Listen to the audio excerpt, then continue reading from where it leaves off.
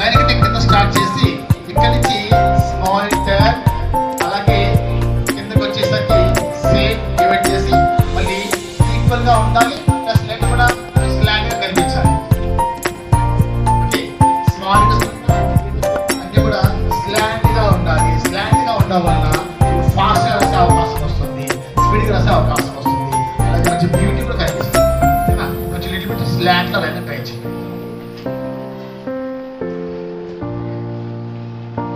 Yes, later.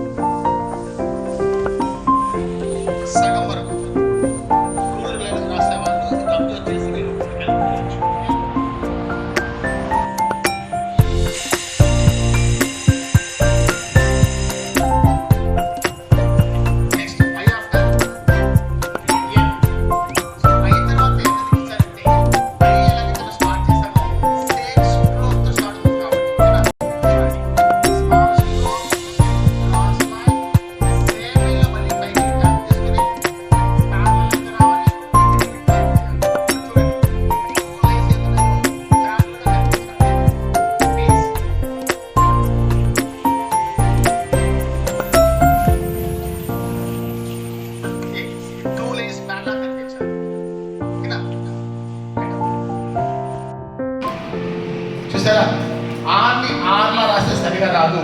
ఆర్ని ఎన్ లాగా start చేయాలి.